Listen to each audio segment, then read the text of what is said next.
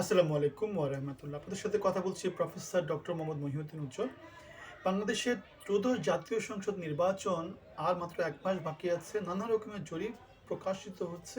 আমরা দেখেছি প্রথম আলো জরিপ করেছে, তারপর আইআরই আমেরিকান যে প্রতিষ্ঠান তারা জরিপ করেছে এবং গতকালকে নতুন একটা জরিপের ফলাফল প্রকাশ করা হয়েছে এবং যেই জরিপে দেখা যাচ্ছে আমরা দেখতে পেয়েছি ২০,০০০ এর অধিক স্যাম্পল নিয়ে তারা জরিপটা পরিচালনা করেছে এবং সেখানে যেটা দেখা যাচ্ছে বিএনপি এবং জামাতের মধ্যে ভোটের পার্থক্য মাত্র ১%।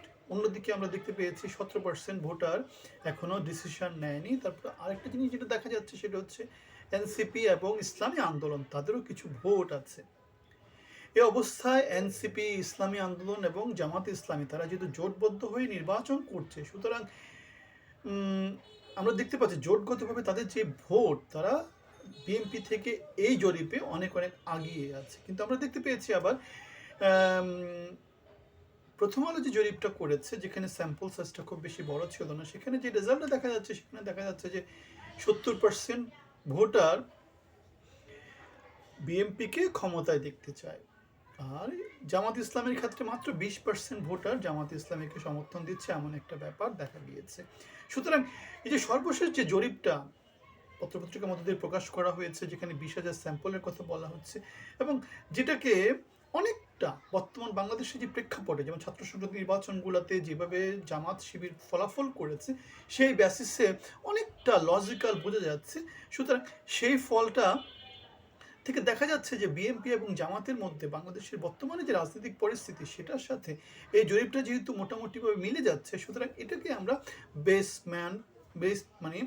বেসিস হিসেবে ধরে নিতে পারি।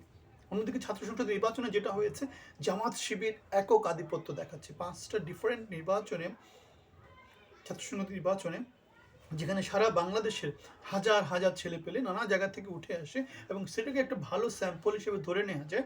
সেখানে দেখতে পেয়েছি মোটামুটিভাবে নিরঙ্কুশ সংখ্যাগরিষ্ঠতা পেয়েছে জামাত শিবির। সুতরাং ছাত্র সংসদ নির্বাচন এবং সর্বশেষ জরিপের ফলাফল এই দুইটা আমাদেরকে যেটা বলছে সেটা হচ্ছে জামাত শিবির আগামী নির্বাচনে ভালো করতে পারে। এখন তারেক জিয়া ১৭ বছর পর বাংলাদেশে আসার পরে বিএনপি এরকম করে পিছিয়ে যাচ্ছে কেন?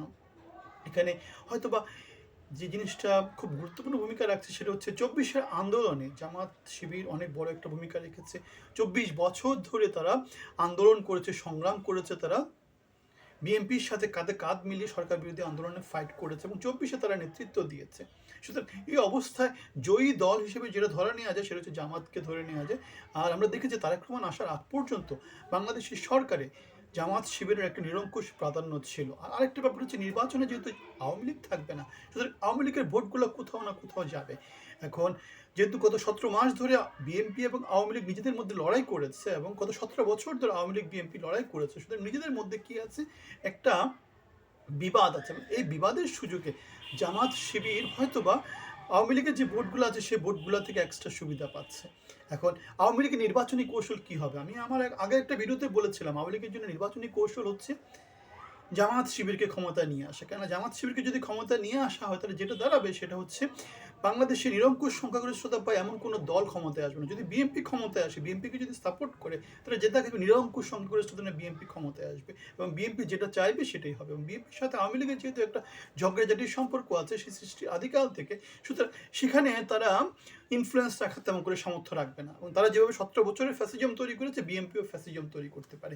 এখন জামাত শিবির যদি ক্ষমতা আসে তাহলে যেটা হবে, বাংলাদেশে একটা দুর্বল সরকার প্রতিষ্ঠিত হবে এবং বিএনপিও শক্তিশালী হবে না, জামাতও শক্তিশালী হবে না। আলটিমেটলি যেটা হবে, একটা ভঙ্গুর সরকার থাকবে এবং সেই সরকারে তারা তাদের ইনফ্লুয়েন্স রাখাটা খুব সহজ হবে।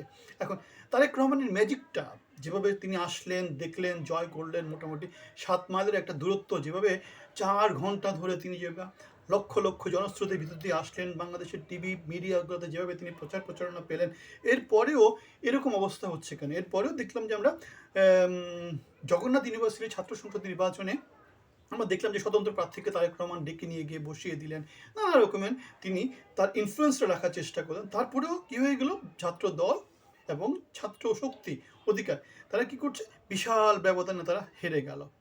সুতরাং আমরা দেখতে পাচ্ছি ১৮ বছর পরে তারেক রহমান আসার পরেও তারেক ম্যাজিকে কিন্তু খুব বেশি কাজ হচ্ছে সেটা বলা যাবে না। এখন তারেক রহমান যে বাংলাদেশে এসেছেন সেটা তো যেভাবে প্রচার প্রচারণা পেয়েছে এরকম প্রচার প্রচারণা বাংলাদেশে আগে কখনো কোনো কিছু পায়নি। আগে শেখ হাসিনা প্রত্যাবর্তন করেছিল, আগে শেখ মুজিবুর রহমান প্রত্যাবর্তন করেছিল, কিন্তু সেগুলো ছিল ট্রাকের মধ্য দিয়ে অথবা খোলা জিপের মধ্য দিয়ে পত্রপত্রিকা এবং করে ব্যাপক প্রচার প্রচারণা পাওয়ার কিছু হয়নি, কেন তখন এত মিডিয়া ছিল না।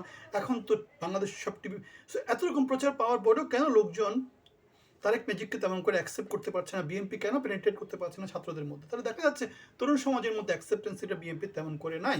এবং আমরা দেখতে পাচ্ছি জরিপের মধ্য দিয়েও সেই ফলটা দেখা যাচ্ছে, ছাত্র সংসদ নির্বাচনের মধ্যেও ফলাফল সে দেখা যাচ্ছে। এখন নির্বাচন বাংলাদেশে হবে কি, এই অবস্থায় নির্বাচন হবে কি? যেভাবে জামাত শিবির বিএনপির প্রতি সরকারের পক্ষপাতিত্বের অভিযোগ আনছে, লেভেল প্লেইং ফিল্ডের অভিযোগ আনছে, অথবা মনোনয়ন নিয়ে যেভাবে বিএনপি নিজেদের মধ্যে নানা রকমের বিবাদ হচ্ছে, অথবা বিএনপি জামাতের মধ্যে যেভাবে দ্বৈত নাগরিকত্ব অথবা ঋণ খেলাপি হিসেবে কারোটা বাতিল হয়ে যাচ্ছে, কারোটা টিকে যাচ্ছে, আলটিমেটলি যেভাবে অনৈতিক কাজ হচ্ছে, যেটা নিয়ম নীতির বিরুদ্ধ কাজ হচ্ছে, যে সেম প্রোফাইল নিয়ে একজন নমিনেশন পেয়ে যাচ্ছে, অন্য একজন সেম প্রোফাইল নিয়ে নমিনেশন পাচ্ছে না। সুতরাং এগুলো তো বেসিক্যালি আইনের শাসনের সুস্পষ্ট লঙ্ঘন। সুতরাং এই অবস্থায় সাম্য এবং মানবিকতা এবং ন্যায় বিচার যদি প্রতিষ্ঠা করা না হয়, আলটিমেটলি যেটা হবে, এই নির্বাচনটা হয়তোবা বাতিলও হয়ে যেতে পারে। কেননা এমন অনেক অভিযোগও আছে যে তারেক রহমানের অনেক রকমের পেপার ডকুমেন্টস অনলাইনে দেখা যাচ্ছে, যে অনুসারে তিনি হয়তোবা, যেহেতু অনেকদিন ধরে ইউকেতে ছিলেন, সুতরাং দ্বৈত নাগরিকত্বের একটা ব্যাপার তার ভিতরে আছে, সেটা অনেকেই হয়তো ধারণা করে নিচ্ছেন। এই অবস্থায় এখন যদি তারেক রহমানের মনোনয়ন বাতিল হয়ে যায়, সেক্ষেত্রে কী হবে? সেক্ষেত্রে কি বিএনপি সেটা মেনে নেবে? অথবা তার মনোনয়নপত্র বাতিল করার ক্ষমতা কার আছে, কারো কি আছে? যদি না আসে, সেটা বিএনপি যদি সরকার যদি গ্রিন পাস যদি দেও, তাহলে জামাত শিবির সেটাকে মেনে নেবে, অথবা এনসিপি কি সেটা মেনে নেবে?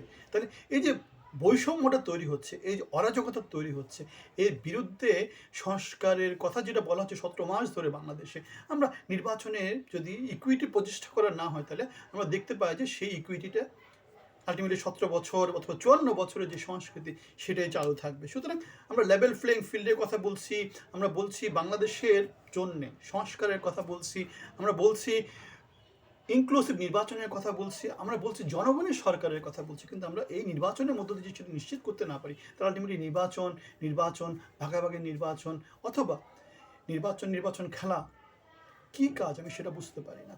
এখন আমরা যে কথাগুলো বললাম, সেই কথাগুলোর মধ্যে কোন জায়গাতে আপনি দ্বিমত পোষণ করেন, কীভাবে দ্বিমত পোষণ করেন, সেটা আমাদেরকে জানাবেন। সুতরাং জরিপের ফলাফল আমরা দেখতে পাচ্ছি, বিএনপি এবং জামাত মোটামুটি কাছাকাছি হ্যাড অন ফাইট করছে।